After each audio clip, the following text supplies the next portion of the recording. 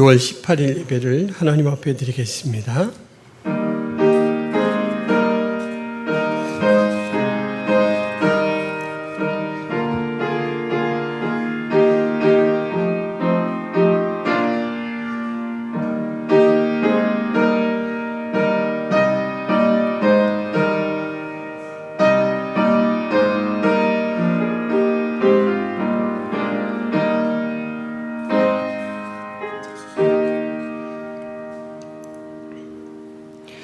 우리를 그리스도의 보혈의 공로로 구원하시고 날마다 인도하시는 우리의 참된 목자가 되신 하나님 아버지, 이 시간 주의 사랑과 긍휼을 힘입어 예배의 자리에 나왔사오니 주님 앞에 예배하는 자녀들의 경배와 찬양을 기쁘게 받아 주옵소서.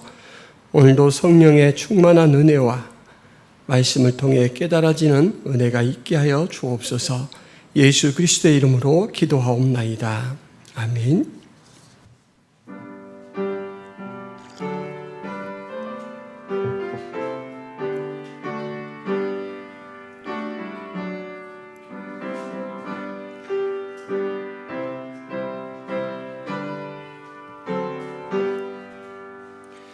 주 예수 이름 높이여 다 찬양하여라, 다 찬양하여라. 금면류관을 들여서 만유의 주를 찬양하세. 찬양 찬양 찬양 만유의 주 찬양. 주 예수 당한 고난을 못 잊을 죄인아, 못 잊을 죄인아. 내 귀한 법에 바쳐서 만유의 주를 찬양하세. 찬양 찬양 찬양 만유의 주 찬양. 이 지구 위에 거하는 온 세상 사람들, 온 세상 사람들, 그 귀한 위엄 높여서 만유의 주를 찬양하세. 찬양 찬양 찬양 만유의 주 찬양. 주 믿는 성도 다 함께 주 앞에 엎드려, 주 앞에 엎드려 무궁한 노래 불러서 만유의 주를 찬양하세. 찬양 찬양 찬양 만유의 주 찬양. 아멘.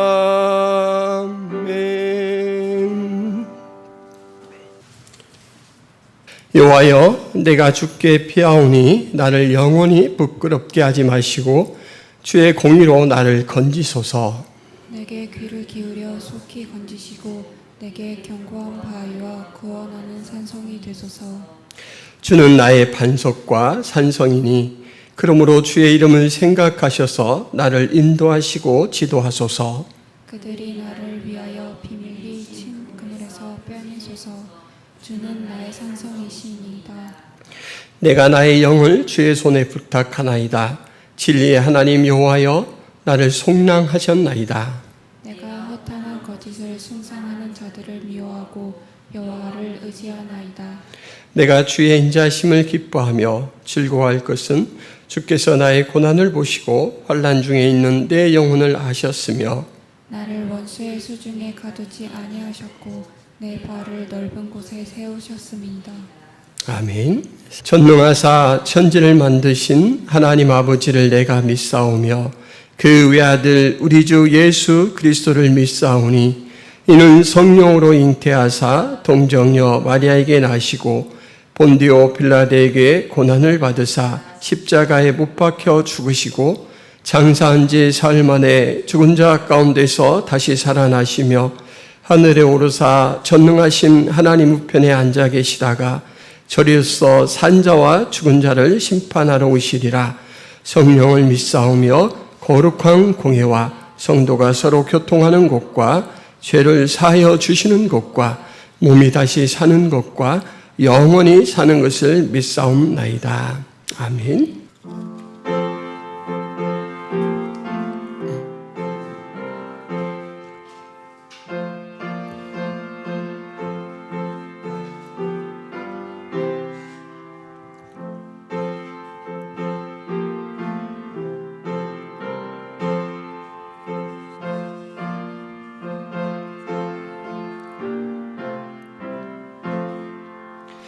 무리의 생명줄 던지어라. 누가 저 형제를 구원하랴. 우리의 가까운 형제이니 이 생명줄 그 누가 던지려나.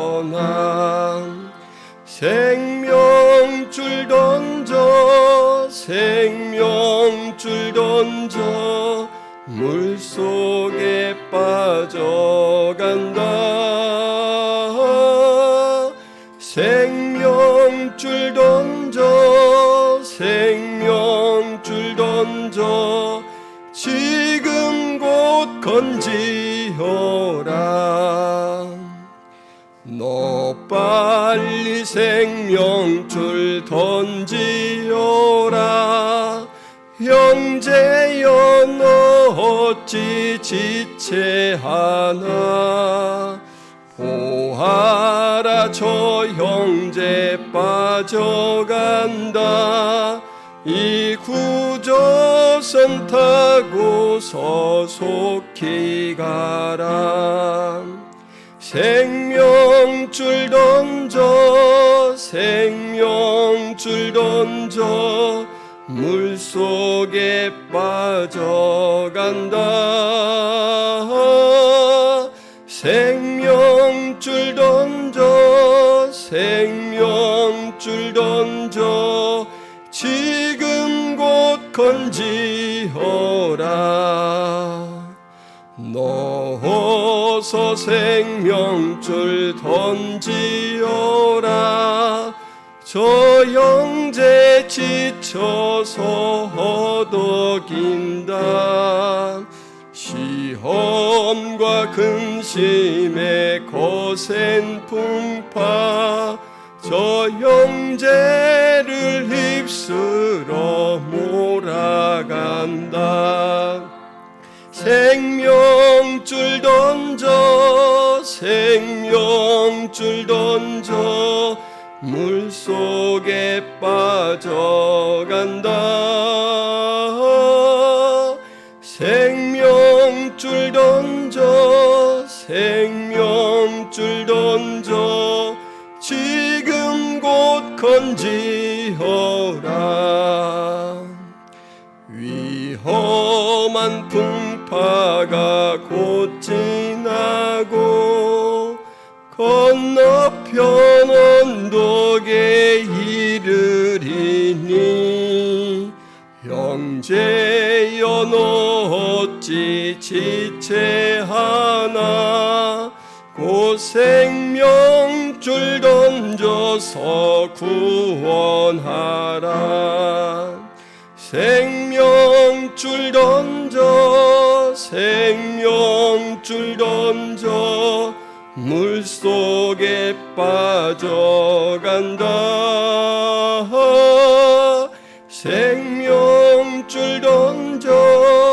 생명줄 던져 지금 곧 건지어라. 사랑과 은혜가 풍성하신 하나님 아버지, 영혼이 죽은 자로 태어났사오나 그리스도의 크신 궁의를 힘입어 성령으로부터 깨움을 받고 살아계신 하나님을 아는 지혜를 저에게 허락하여 주셔서 이렇게 영광스러운 예배자의 삶을 살게 하신 것 감사합니다.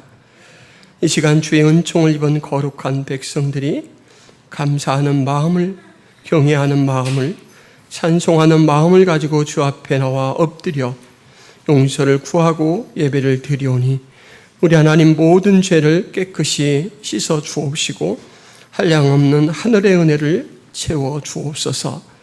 우리에게 베풀어 주신 그 크신 사랑에 인하여 저희들이 감사합니다. 하나님, 우리가 가진 것 없사오나 하나님께서 허락하시고 회복시키신 우리 자신을 하나님 앞에 드리며 주 앞에 영광을 돌려오니 기쁘게 받아 주옵소서. 하나님, 이 시간 예배하는 심령들마다 하나님을 만나게 하시고 하나님을 바로 알게 하시고 하나님의 말씀에 영향을 받게 하시고 삶에 대해서 우리 하나님이 기뻐하시는 모습으로 돌이킬 것을 결단할 수 있도록 도와주옵소서. 김포 성화교회를 우리 하나님께서 또 뜻을 두고 이 지역에 세워주셨사온데 하나님, 김포 성화교회 예배의 은혜를 더하여 주셔서 예배하는 심령들마다 영적 부흥이 있게 하여 주옵소서.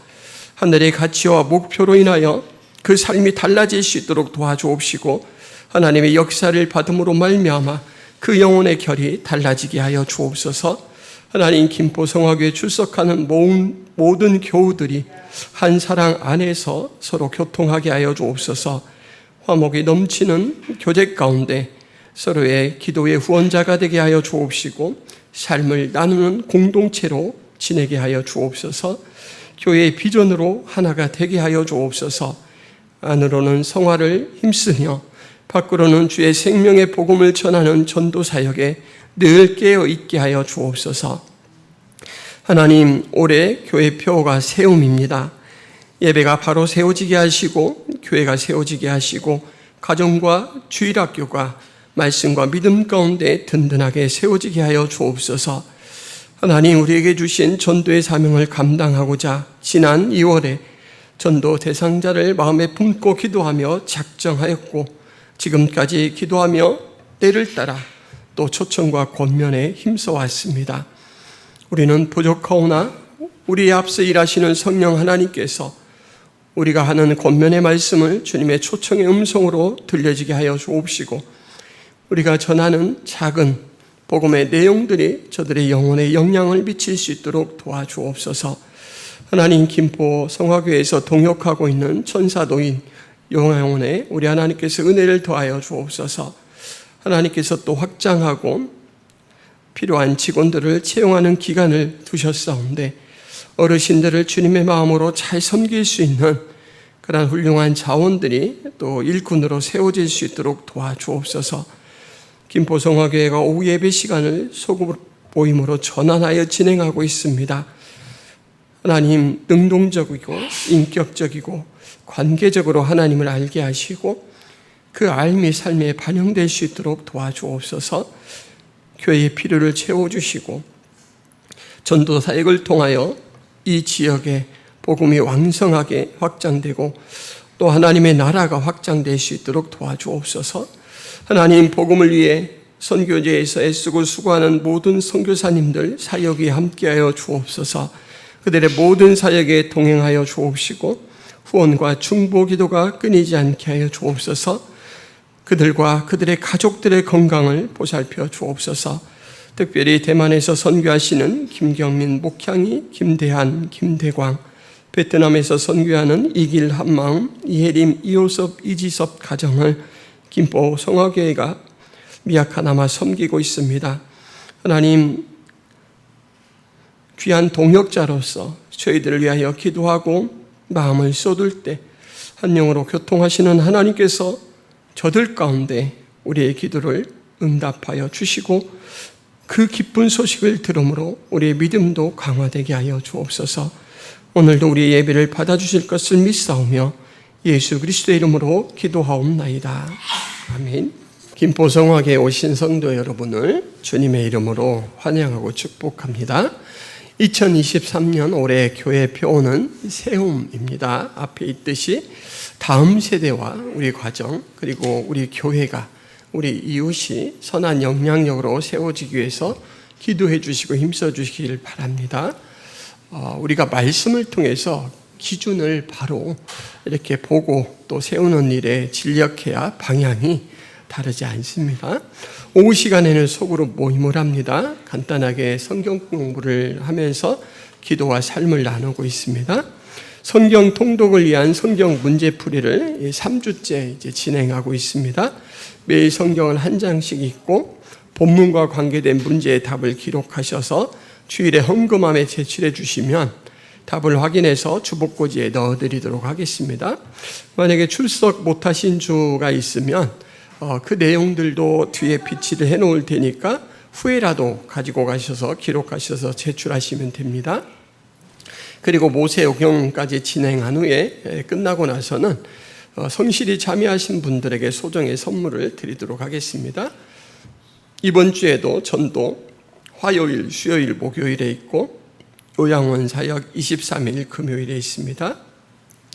토요일에는 퀼트 모임이 있습니다. 그리고 초청장이 나와 있습니다. 7월 2일 전도 대상자 초청 행사에 관한 초청장이 나와 있으니까 예배 후에 가실 때 필요한 만큼 가져가셔서 사용하시기 바랍니다. 후원하는 선교사님 이길, 한마음, 그리고 김경민, 목향이 선교사님 위해서 계속 기도해 주시기를 바랍니다. 김포 성화교회 예배는 유튜브 창에 김포 성화교회를 검색하시면 언제든지 함께 하실 수 있습니다. 이상입니다. 무리가 몰려와서 하나님의 말씀을 들을새 예수는 게네사렛 호숫가에 서서 호숫가에 배 두 척이 있는 것을 보시니 어부들은 배에서 나와서 그물을 씻는지라. 예수께서 한 배에 오르시니 그 배는 시몬의 배라. 육지에서 조금 떼기를 청하시고 앉으사 배에서 무리를 가르치시더니 말씀을 마치시고 시몬에게 이르시되 깊은 데로 가서 그물을 내려 고기를 잡으라. 시몬이 대답하여 이르되 선생님, 우리들이 밤이 새도록 수고하였으되 잡은 것이 없지만은 말씀에 의지하여 내가 그물을 내리리이다 하고 그렇게 하니 고기를 잡은 것이 심이 많아 그물이 찢어지는지라. 이에 다른 배에 있는 동무들에게 손짓하여 와서 도와달라 하니 그들이 와서 두 배의 체험에 잠기게 되었더라. 시몬 베드로가 이를 보고 예수의 무릎 아래에 엎드려 이르되 주여 나를 떠나소서 나는 죄인이로 소이다 하니 이는 자기 및 자기와 함께 있는 모든 사람이 고기 잡힌 것으로 말미암아 놀라고 세베대의 아들로서 시몬의 동업자인 야고보와 요한도 놀랐음이라. 예수께서 시몬에게 이르시되 무서워하지 말라. 이제후로는 내가 사람을 취하리라 하시니 그들이 배들을 육지에 대고 모든 것을 버려두고 예수를 따르니라. 아멘. 여러분, 이스라엘에는 호수가 두 개 있습니다. 북쪽에 있는 호수는 이름이 여러 가지입니다. 게네사렛 호수, 갈릴리 바다, 또 긴네렛이라고도 합니다. 티베리아 호수, 이렇게 그 지역에 관한 이름으로 부르기도 하고 또 호수의 모양 때문에 지어진 이름도 있습니다. 반지같이 이렇게 둥글다 해서 고리환과 관계된 이름으로도 부르고 수금이라고 악기가 있죠. 그 모양을 닮았다라고 해서 또 긴네렛 이렇게 그 악기 모양이다라고 해서 그렇게 이름을 따서 부르죠. 이 호수는 정말 유익한 호수입니다. 멀리 북쪽에 만년설이 덮여있는 헬몬산이라는 곳이 있습니다. 그곳에서부터 눈이 녹은 아주 차가우고 신선한 이 물이 북쪽에서부터 계속 흘러 들어옵니다. 그런데 이 갈릴리 지역에는 아주 따뜻하게 솟아나는 온천수들이 많습니다. 그러니까 차가운 물과 이 온천수가 섞이면서 이 호수에는 여러 생물들이 생존하기에 아주 적합한 환경이 조성이 됩니다.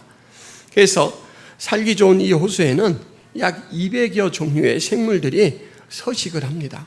그리고 이제 이 지역에 있는 어부들은 이곳에서 생업을 이렇게 이어가죠.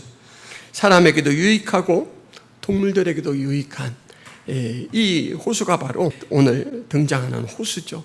예수님도 이 호수에서 가까운 갈릴리 나사렛 지역에서 사셨습니다. 그래서 예수님도 이 호수를 잘 아실 거예요. 또 하나의 호수는 멀리 남쪽에 있습니다. 물이 들어오는 입구는 있는데 이 호수는 물이 나가는 출구가 없습니다. 그리고 이곳이 워낙 더운 땅이라서 이 출구는 없는데 여러분 그러면 물이 넘쳐야 되잖아요. 근데 물이 한결같아요. 왜 그러냐면 워낙 뜨거운 지역이라 거의 들어오는 만큼 물이 증발합니다. 그러니까 물은 들어는 오는데 빠져나가는 곳이 없으니까 물이 고이게 되죠.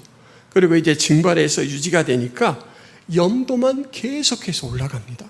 그래서 호수인데도 불구하고 이곳을 사해, 바다 해자를 써서 이름을 붙였고 죽을 사자라고 해서 생물이 살지 못하는 호수 이렇게 해서 사해가 되었습니다.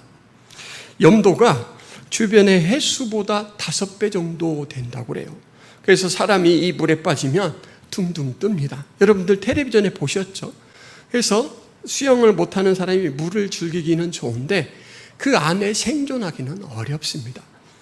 근데 여러분 한 나라에 함께 생명력이 넘치는 호수와 죽음의 호수가 공존한다라는 것도 놀랍지만 사실은 이 두 호수가 요단강이라는 줄기로 서로 연결이 되어 있습니다.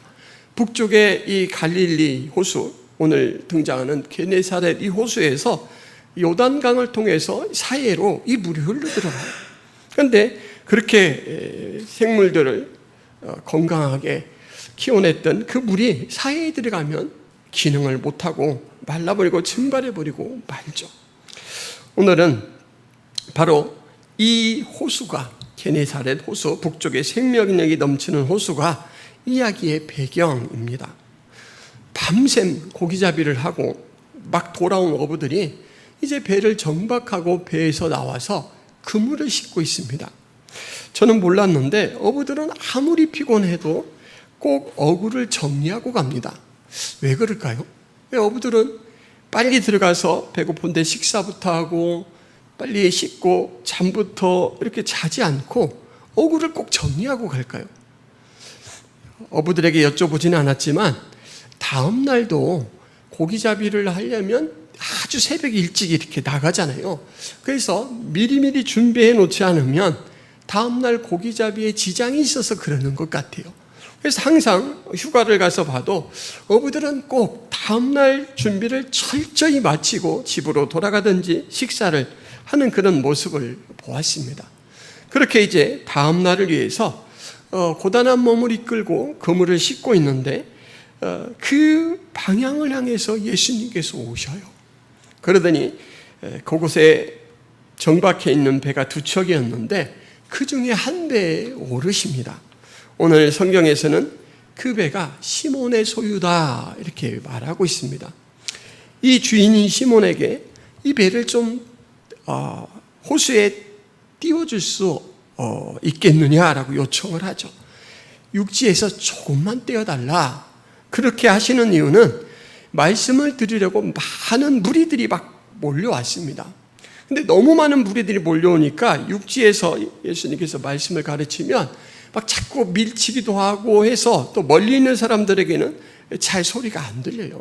그래서 예수님께서 이제 호수에 조금 거리를 두고 멀리 있는 사람들에게까지 똑똑히 잘 전하기 위해서 말하자면 일을 끝마치고 돌아온 이 배를 말씀을 강론하는 강단으로 쓰시고자 이렇게 요청을 하는 거죠.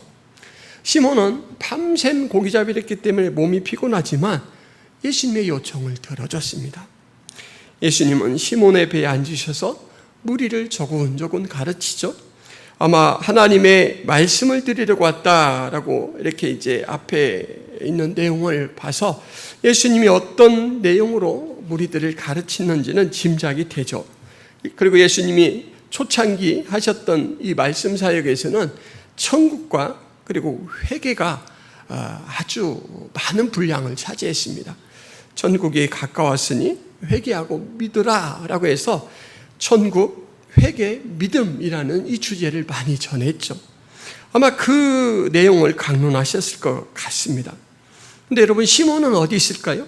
예수님을 배에 태웠으니까 시몬도 배에 있겠죠. 그러니까 시몬이 피곤하기는 했지만 예수님이 가르치는 내용을 경청을 했을 것입니다. 무리 전체를 상대로 가르치기를 마치신 예수님이 곧바로 이제 배를 띄워준 시몬 베드로를 바라보시면서 이렇게 말씀하셔요. 깊은 데로 가서 그물을 내려 고기를 잡으라. 여러분, 이래봬도 시몬은 어부예요. 자신에 대해 다른 곳은 몰라도 내가 고기 잡는 일만큼은 베테랑이다. 둘째를 가라 하면 서러울 만큼 일에는 내가 자신 있다. 이럴 수 있는 사람이죠. 그런데 배를 좀 강론장의 강단으로 쓰자라는 요청을 받을 때는 시몬이 아무 말도 없이 그 요청을 따라줬는데 예수님께서 깊은 데로 가서 그물을 내려 고기를 잡으라 라는 말에는 직업의식이 발동했던지 반응을 보입니다. 여러분, 어떻게 반응을 보였을까요? 낚시를 조금만 알더라도, 낚시에 대해서 아주 조금만 일각에 있는 사람이더라도 물고기가 아침나절에는 얕은 곳, 물가에서 잘 잡히는지 물 깊은 곳에서 잘 잡히는지를 잘 알죠. 여러분, 어디서 잘 잡힐까요? 아침에는? 낚시를 잘 안 해보셨군요. 아침에는 물가에서 잡힙니다. 왜냐하면 밤에는 깊은 곳에 모여서 위험하니까 안전하게 있다가 이제 해가 떠오르고 밝아지면 물고기들도 경계를 잘 알 수 있잖아요. 그러니까 배가 고픈데 물고기들이 먹이 활동을 하는 걸 활성도가 높다 이렇게 말합니다. 이 해가 떠오르는 아침나절에 물고기들이 한 1시간 정도를 바짝 아주 먹이 활동을 해요. 그래서 누가 봐도 아침에 고기를 잡으려면 깊은 곳이 아니라 물가예요. 여러분, 물고기 잡는 얘기가 나왔으니까 저는 이 물고기를 잡을 때 시간과 장소가 중요하다라는 것을 화천 산천어 축제를 몇 번 가보면서 깨닫게 되었습니다. 여러분, 화천 이 산천어 축제장에 공급되는 산천어들은 양식어입니다. 그래서 이 물고기들은 평소에 식사를 하던 그 시간에 활성도가 가장 높아요. 그 시간이 8시 반에서 9시입니다. 근데 여러분, 산천어 축제를 그 시간에 가는 분들은 별로 없죠. 동네 분들이나 그 시간에 나오고 멀리 계신 분들은 이제 아침을 먹고 출근 시간 되기 전에 출발한다 하더라도 보통 도착하면 12시 정도 돼요. 그러면 그 시간에 물고기를 잡기 시작하면 조금 낚시를 해봤다 하는 분들도 2마리에서 3마리를 잡으면 많이 잡는 거예요. 그런데 아까 말씀드린 8시 반에서 9시에 낚시를 시작하면 여러분, 초보자들도 10수 정도는 거뜬히 낚습니다. 그러면 이제 손맛도 입맛도 즐길 수가 있죠. 그리고 산천어들은 이렇게 이제 축제장에 그물들을 이렇게 물속에 내려놨거든요. 그래서 이 구역 이렇게 정해서 1차적으로 사람들이 이곳에 이제 물고기를 잡게 하고, 그리고 그곳에 있는 고기들이 스트레스를 받아서 잘 이제 먹지 않을 거잖아요. 그럼 이제 어느 정도 또 시간이 지나면 다른 또 축제 장소에 사람들이 이렇게 수용하고 이래요. 근데 이 산천어들이 어디를 따라서 도냐면 그 그물에 바짝 붙어서 가위로 돈대요. 자, 여러분, 올해 만약에 산천어 축제를 하면 몇 시에 들어가야 될까요? 안 갈 거니까 상관없으니까 8시 반에서 9시에 들어가야 손맛을 볼 수 있습니다. 그리고 이 얼음 구멍을 어디다 뚫을까요? 한가운데가 아니고 그물 곁 가에 뚫어야 됩니다. 항상 이것을 기억하시면 이제 만약에 다녀오시면 저한테 고맙다고 하실 겁니다. 이렇게 물고기는 평소에 습성과 생리가 어떤가를 알아야 잡을 수 있는 거예요. 근데 베드로가 딱 들어보니까 예수님의 깊은 곳에 가서 그물을 내려 고기를 잡으라 이 말은 비상식적입니다. 비논리적이에요. 비전문가적이에요. 그래서 베드로가 반응을 하는데, 여러분 반응을 한다라니까 과연 어느 정도 세기로 반응을 할까 좀 궁금해져요. 예수님은 확실히 목수일을 하셔서 물고기에 대해서는 잘 모르시네요. 이 시간에는 깊은 곳에 가면 절대 못 잡습니다. 이렇게 논리적으로 예수님에게 이제 자신의 의견을 설복할까? 이런 생각을 했는데 그렇지 않아요. 베드로가 어떻게 반응하냐면, 여러분, 선생님, 우리들이 밤이 새도록 수고하였으되 잡은 것이 없지만은 말씀에 의지하여 내가 그물을 내리리이다. 핏대를 세우고 전문가적 소견을 제시할 거라고는 기대도 하지 않았는데, 여러분, 지금 반응치고는 너무나 소극적입니다. 예수님의 의견에 대해서 평가도 없어요. 단지 밝히는 건 우리들이 밤이 새도록 수고하였으되 잡은 것이 없다예요. 여러분, 이 말을 어부가 생업을 고기잡이로 하는 사람이 그것도 밤새도록 일을 하고 나서 쉽게 할 수 있는 말이 아닙니다. 여러분, 낚시꾼들의 특징 하면 여러분 딱 떠오르는 거 있습니까? 낚시꾼들은 과장이 심합니다. 특히 낚시꾼들은 하나같이 자기가 놓친 고기에 대해서는 요즘 젊은이들의 이 표현을 빌리자면 신급 대어로 이야기를 해요. 내 일평생 만날까 말까한 그 고기를 내가 세상의 코앞까지 끌어올렸다가 놓쳐버렸어. 하나같이 그렇게 이야기해요. 그래서 그 말을 듣고 그 사람이 물고기 잡던 곳에 가면 여러분 황망해집니다. 낚시꾼들은 자기가 이 잡는 이 고기, 이 업에 대해서만큼은 아주 그냥 자부심도 있고 그래요.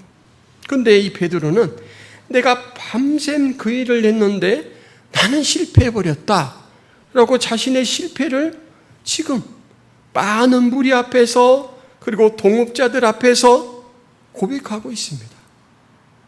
고기잡이에 대한 예수님의 지시를 판단하거나 평가한 부분도 없고 자신을 돌아보는 겸손함만 있습니다. 시몬은 예수님의 지시가 자기가 지금까지 알고 있었던 전문가적 소견과는 너무나 다르다라는 것을 알아요. 그렇지만 거기에 대해서 가타부타 말하지 않고 말씀에 의지하여 내가 그물을 내리리다 이렇게 말하죠. 당신이 어부의 일을 하신 분이 아니라는 것도 알고 지금 당신의 입에서 나온 이 말씀이 고기잡이에 통하는 상식이 아니라는 것도 알지만 내가 아는 당신에 대한 신뢰 때문에 저는 당신의 말을 의지하여 그물을 내리겠습니다. 이거죠. 여러분, 이것은 참으로 어려운 결단이죠. 사람은 납득이 돼야, 의식이 설복돼야 행동이 자유로워져요. 그런데 내 생각에는 영 아닌데? 그런데 행동을 그와는 반대로 하기가 참 쉽지 않죠. 아직 전적으로 신뢰하지는 못하지만 이 시몬 베드로는 예수님에 대해서 알고 믿는 만큼 순종하는 모습을 보이고 있습니다. 여러분, 결과가 어떻게 전개됩니까? 입이 딱 벌어지는 결과에 직면합니다. 많이 잡은 정도가 아니라 그물이 찢어지고 이제 끌어올릴 수가 없어서 멀리 있는 동료들에게 손짓을, 너무 멀리 있어서 소리를 질러서는 안 되니까 손짓까지 해가면서 이리 와서 좀 도와달라. 깊은 곳에 지금 있을 시간이 아니잖아요. 고기잡이 하는 배들은. 그래서 쫓아온 그 동료들의 뱃까지 그 물고기들을 실었더니 여러분 얼마나 무거워졌는지 그 두 배가 가라앉기 직전이에요. 막 이 뱃전에 물이 찰랑찰랑 넘쳐 들어올 정도로 그렇게 많이 잡았습니다. 시몬 베드로도 놀랐고 동업자도 놀랐습니다. 놀랐다라는 표현을 오늘 성경에서는 2번 일부러 그렇게 구별해서 기록을 하고 있습니다. 네노라는 고기잡이 전문가들이 설명할 수 없는 그 결과 앞에 놀라움 외에는 아무것도 할 수 없어 그냥 하고 있던 그 순간에 갑자기 시몬 베드로가 돌발 행동을 합니다. 예수님의 무릎 아래 털썩 엎드려 이렇게 요청해요. 주여, 나를 떠나소서. 나는 죄인으로소이다. 아니, 잠깐 배를 빌려 썼다고 예수님은 그냥 지금까지 잡아본 적이 없는 그 양의 물고기를 잡도록 만들어 주셨잖아요. 어떻게 보면 예수님이 큰 뱃삭을 내신 거예요. 분에 넘치는. 그런데 베드로는 고맙습니다가 아니고 주여, 나를 떠나소서. 나는 죄인으로소이다. 이렇게 고백을 해요. 그렇게 고백하는 베드로에게 예수님이 무서워 말라 이렇게 말합니다. 놀람이 얼마 가지 않아서 베드로에게는 무서움으로 전환되었다라는 걸 알 수가 있죠. 여러분, 이 무서움은 공포가 아닙니다. 경외심이에요. 이 경험을 통해서 베드로는 즉시로 예수님이 어떤 분인가를 깨달은 겁니다. 여러분, 깊은 데에 있을 수 없는 물고기를 세상에서 잡을 수 없을 그만큼 잡은 이 경험을 통해서 이분이 자연을 주관하는 권세가 있는 분이구나, 이걸 깨달은 거예요. 우리가 보는 게 다가 아닌 분이구나, 신적 권능과 신적 권위가 있는 분이구나, 이걸 깨달았죠. 그것을 어떻게 할 수 있냐면 베드로가 그 앞에 무릎 아래 엎드려서 하는 그 내용, 저는 죄인입니다. 죄의 문제는 이스라엘 백성들은 항상 하나님과의 관계에서 이야기를 하죠. 왜냐하면 죄를 용서하실 수 있는 권한은 하나님밖에 없기 때문에. 그래서 저는 죄인이고 당신은 너무나 거룩한 분이라 제가 당신 앞에 노출됐다가는 죽게 생겼습니다. 제발 저를 떠나십시오. 이렇게 요청을 하니까 예수님께서 무서워하지 말라, 먼저 위로를 하죠. 나는 너를 해하기 위해서 온 것이 아니다. 다독이고 안심시키죠. 그리고 이후로는 내가 사람을 취하리라 하고 사명을 부여해 주십니다. 예수님께서 어떤 분인지를 알고 사람을 취하라고 부름을 받은 시몬은 이제 다시 돌아가 배를 육지에 정박시키자마자 모든 것을 버려두고 예수를 따릅니다. 11절 말씀 같이 한번 읽어볼까요? 그들이 배들을 육지에 대고 모든 것을 버려두고 예수를 따르니라. 여러분, 오늘 말씀에 보면 베드로의 믿음의 진전이 크게 3단계 정도 진술되어 있습니다. 먼저 5절 말씀. 시몬이 대답하여 이르되 선생님, 우리들이 밤이 새도록 수고하였으되 잡은 것이 없지만은 말씀에 의지하여 내가 그물을 내리리이다. 예수님을 선생님이라고 부릅니다. 아주 존경하는 태도지만 뒤에 이제 8절에 보면 주여라고 부르잖아요. 시몬 베드로가 이를 보고 예수의 무릎 아래 엎드려 이르되 주여, 나를 떠나소서 하는 것보다는 예수님에 대해서 깊은 단계의 믿음이 아직 아니죠. 그래서 선생님이라고 고백했던 이 베드로가 8절에 가서 이 놀라운 기적을 경험하고는 주여라고 고백하고, 그리고 이제 11절에서는 모든 것을 버려두고 예수를 따르는 모습을 보이죠. 이렇게 짧은 순간에 믿음이 급진전합니다. 여러분, 베드로의 이 변화는 내면의 성숙의 산물이 절대 아니죠. 예수님이 주권적으로 찾아가시고 그를 이끄신 결과입니다. 호숫가에 정박해 있는 배로 이동하시는 분도 예수님이었습니다.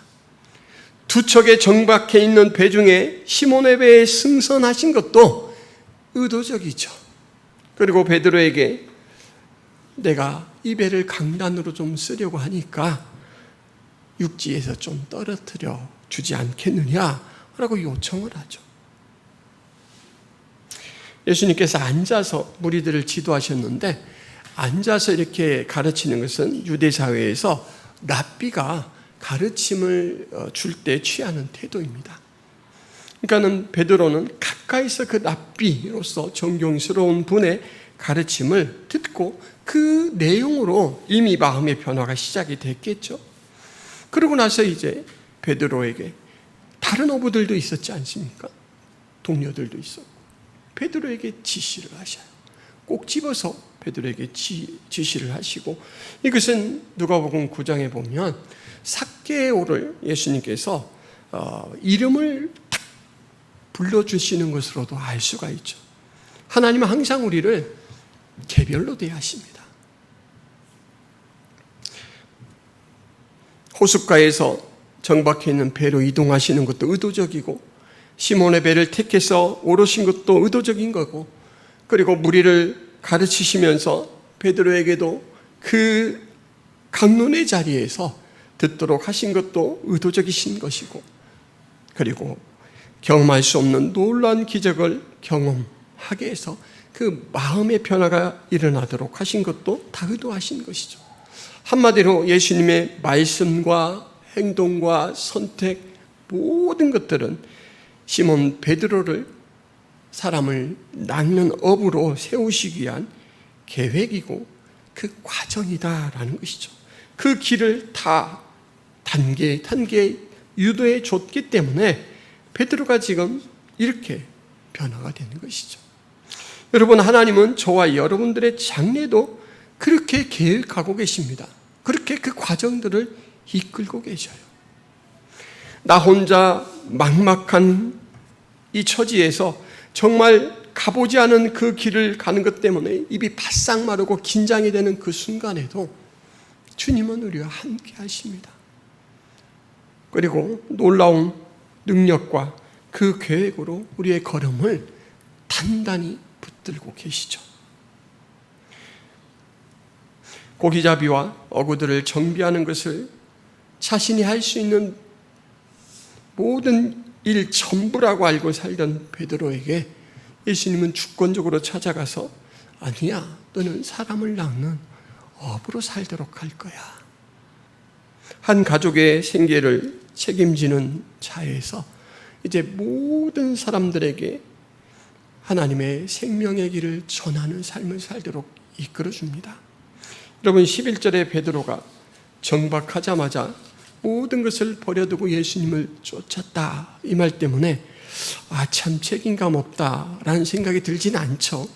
베드로는 그 놀라운 수확 양을 보면서 내가 아니더라도 내가 주의 일을 하면 내 가족은 주께서 생존해 가도록 이끌어 주시겠구나 한 믿음이 있죠. 베드로가 전문가적 지식으로는 도저히 동의가 되지 않지만 이전에 경험했던 예수님에 대한 믿음을 가지고 그 믿음의 걸음을 떼었을 때, 초보적인 걸음을 떼었을 때 예수님은 기적이 일어나는 풍어로 그의 믿음을 한 단계 성숙시켜 주셨습니다. 이끌어 주셨어요. 사람의 힘으로 이 추진력을 받고는 넘어설 수 없는 그 단계를 이끌어 주셨어요. 여러분, 마찬가지입니다. 예를 들면 오늘 사람을 낚는 어부라고 했으니까 여러분, 우리가 지난 2월에 전도 대상자를 작정하고 지금까지 기도해 왔는데 우리가 볼 때는 전혀 변화가 없는 것 같아요, 대상자가. 그래서 때로는 막연하다 이렇게 생각할 수 있는데, 베드로가 그 연약한 믿음으로 첫 발을 띄었을 때 예수님께서 멀리 가도록 이끌어 주셨던 것처럼 우리의 삶도 그렇게 이끌어 주신다라는 거죠. 우리의 가족 전도, 친지 전도에 대한 그 소원에 대해서 우리가 이제 작정도 하고 기도도 해왔지만 초청장을 곧내고 권면의 말을 하는 것, 이것이 베드로가 보이는 믿음의 초보의 걸음이라면 우리 주님은 그 꿈을 구상화하려고 하는 그 믿음의 행동, 아주 작아 보이는 그 행동을 아주 귀하게 이끌고 한 단계 높이셔서 역사해 주실 것이다 라는 거죠. 이것을 우리는 볼 수가 있습니다. 여러분, 여러분의 믿음은 어느 단계입니까? 5절 선생님이라고 부르는 단계입니까? 아니면 8절 주여라고 부르는 단계입니까?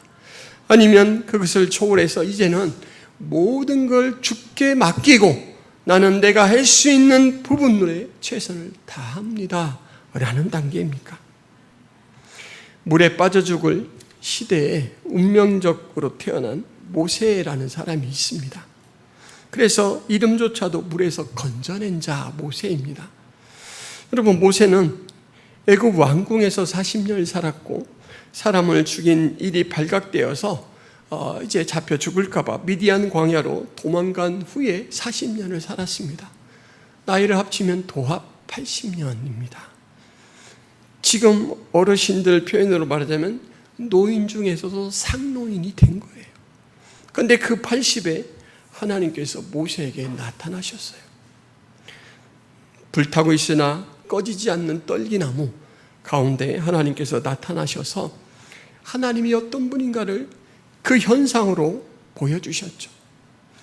나무라는 자원 때문이 아니고 그 떨기나무를 쓰시고 붙드시는 분의 능력 때문에 꺼지지 않는 불이 유지되는 것처럼 모세야, 너의 나이 80의 이 조건, 그리고 애굽에서의 실패, 이 미디안 광야에서의 40년 동안에 주저앉음, 이것은 아무런 문제가 되지 않는다. 오히려 그 기간은 내가 너를 준비시킨 기간이었다라는 것을 그 현상으로 나타내 주셨죠. 그리고 모세는 앞으로 40년을 이스라엘의 지도자로 정말 누구보다도 열심히 그 일들을 감당하며 살았습니다. 여러분, 우리의 태어남과 우리의 생존, 그리고 우리의 죽음조차 다 하나님의 그윽하신 손길 안에 있습니다. 내 것이라고 고집하시기 전에 주님, 제 목숨은, 제 삶은 주님의 것입니다 라고 고백할 수 있는 그런 단계가 될 때 여러분들은 세상에서 연년에 했던 것들을 놓을 수가 있고 주님 앞에 온전히 쓰임받을 수가 있습니다. 여러분, 하나님이 우리를 부르시는 삶의 자리와 정황은 각자 다릅니다. 모세는 실패의 자리에서 부름을 받았죠. 살인하고 도망자로서 있을 때 부름을 받았고, 바울은 예수님의 일, 하나님의 일에 아주 극렬한 반대자로 살 때 부름을 받았습니다. 엘리사는 밭가는 현장에서 그냥 생업에 충실하고 있을 때 부름을 받았죠. 너희들의 조건이 중요한 것이 아니다. 찾아오시는 하나님의 은혜가 여러분들에게도 똑같이 있다라는 것을 잊지 마시기를 바랍니다. 사도 요한은 요한복음에 이런 말씀을 기록했습니다. 예수님을 영접한 것이 혈통으로나 육정으로나 사람의 뜻이 아니라 오직 하나님께로부터 난 이유 때문이다. 원인이, 동인이 우리에게 있지 않다라는 것이죠. 그 믿음으로 사시기를 바랍니다. 하나님은 지금 우리가 하는 무엇이 아니라 바로 우리 자신에 대해서 관심을 기울이고 계십니다. 우리를 훈련시키고 변화시켜 하나님의 일에 쓰실 그 계획 우리에게 심어 놓으시지만 그 일이 아니라 그 훈련과 만들어 가시는 그 과정 가운데서 변화되는 우리에게 더 주목하셔요. 인격적으로 네가 나를 알기를 원한다, 너와 교제하기를 원한다 라고 우리를 만들어가는 그 일의 보람을 느끼고 계십니다. 여러분, 이제 후로는 내가 사람을 취하리라 라고 할 때 이 취하다라는 말은 산채로 잡다라는 말입니다. 어부에게 참 꼭 맞는 표현이에요. 물고기를 산채로 수확하죠. 여러분, 이렇게 잡아놓은 물고기를 이렇게 다른 곳으로 풀어주거나 옮길 때 여러분 이렇게 물을 함께 물고기가 이렇게 잡아서 이렇게 옮겨주죠. 마치 우리의 역할이 그런 것 같아요. 내가 물고기를 살릴 수 있는 능력을 낼 수는 없습니다. 그러나 하나님이 주신 능력으로 감싸고 이동을 시켜줄 수 있죠. 하나님께서 우리를 그 일로 불러주셨어요. 그리고 그 일을 잘 감당할 때 하나님은 우리를 마음껏 칭찬하십니다. 잘했다, 충성된 종아.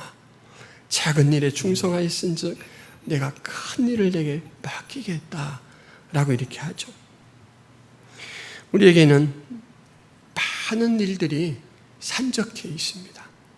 작은 일부터 큰 일, 각자 생각하는 그 일들이 산적해 있는데, 베드로에게는 밤샘 물고기 잡이를 해서 가족들을 먹이는 일도 참 중요한 일이었죠.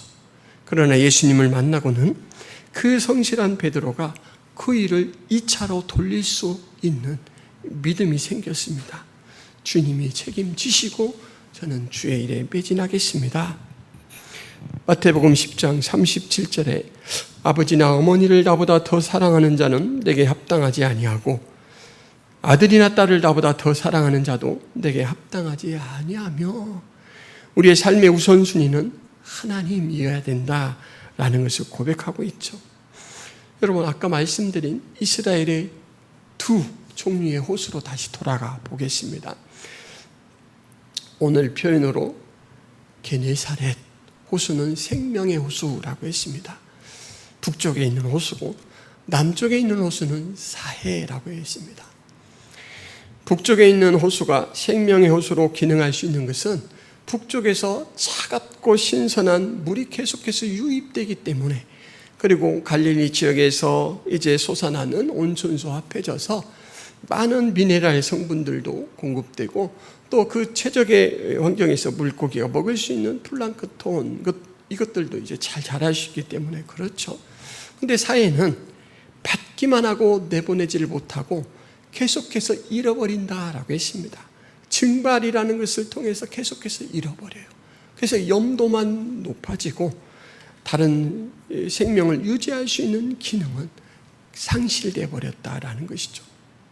여러분, 우리에게 주님은 사해가 아니라 게네사렛 호수의 모습을 갖기를 원해서 우리를 날마다 은혜로 붙들어 주시죠. 우리가 이 하나님의 은혜를 헛되이 받지 않을 때, 그리고 성령을 소멸하지 않을 때 우리는 생명의 호수의 역할을 할 수가 있습니다. 데살로니가전서 5장 19절에서는 성령을 소멸하지 말라라고 말씀하셨고, 고린도후서 6장에서는 우리가 하나님과 함께 일하는 자로서 너희를 권하노니 하나님의 은혜를 헛되이 받지 말라라고 말했습니다. 여러분, 우리 안에 가득 채울 것은 욕심이 아니라 은혜입니다. 은혜를 통해서 나를 보면 죄로 말미암아 멸망할 내가 아니고 하나님이 그 귀한 독생자의 생명을 희생하심으로 구원해 놓으신 내가 보입니다.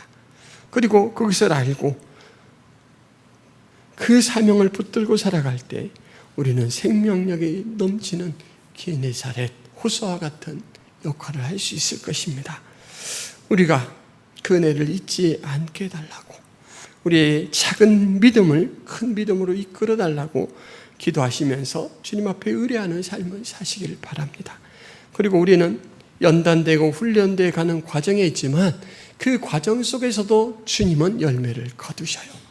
우리의 작은 입술 속에서 나온 따뜻한 위로의 한마디, 권면의 한마디, 그 한마디들을 우리 주님은 하나님 나라를 확장하는 일에, 또 하나님의 사랑을 증거하는 일로 쓰신다라는 것이죠. 복된 입술, 복된 삶으로 갖고 가실 수 있기를 바랍니다. 기도하겠습니다. 하나님 아버지, 물고기 잡이에 전념하고 있는 시몬 베드로를 찾아오셔서 놀라운 단계로 그 믿음을 이끌어 주시고 무서워하는 자에게 위로하시고 말할 수 없는 영광스러운 사명으로 불러주신 은혜를 발견합니다. 그 돌봄과 그 관심과 그 찾아오심이 오늘날 우리에게도 여전하고, 그 영광을 덧입혀 주심이 바로 오늘날 우리에게도 주신 것이다라는 그 사실을 생각하며 주여, 주의 뜻이 이루어지기를 원하옵나이다 고백하며 기도하고 요청하오니 주여, 우리를 사용하여 주옵소서. 우리의 삶을 통하여 영광받아 주옵소서. 예수 그리스도의 이름으로 기도하옵나이다. 아멘.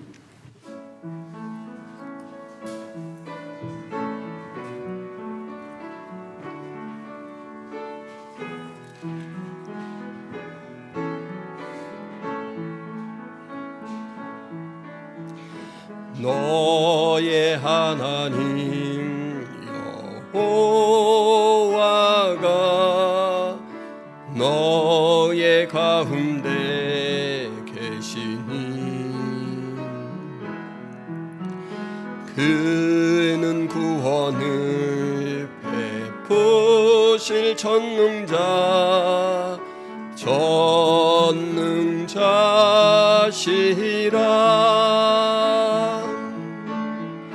그가 너로 인하여 기쁨을 이기지 못하시며 너를 잠잠히 사랑하시며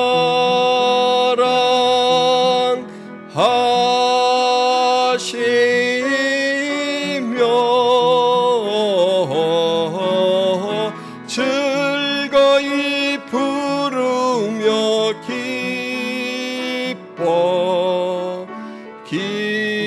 기뻐하시리라.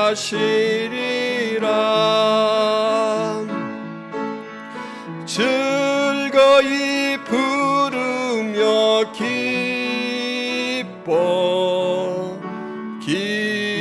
기뻐하시리라.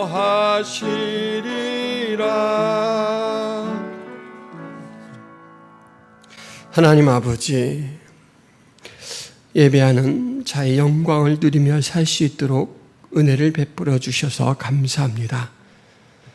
그 크신 하나님, 그 은혜로우신 하나님 앞에 나오며 저희들이 헌금을 준비하여 드립니다. 하나님, 나의 주인 되심과 내 삶의 목자 되심을 이 헌금을 드리며 고백하오니 주여 저희들의 믿음을 더욱더 이끌어 주셔서 항상 하나님 나라의 일들을 우선순위로 여기게 살게 하여 주옵소서. 작은 일에 충성한 저희들에게 하나님의 큰 것들을 맡겨 주옵소서. 하나님 앞에 드리는 손길과 마음을 축복하여 주옵소서. 이제는 예수 그리스도의 은혜와 하나님 아버지의 크신 사랑과 성령 하나님의 감화 교통의 역사가 김포성화교의 모든 성도들 머리 위에, 하나님의 백성들 머리 위에 이제부터 영원토록 함께 있을지어다. 아멘.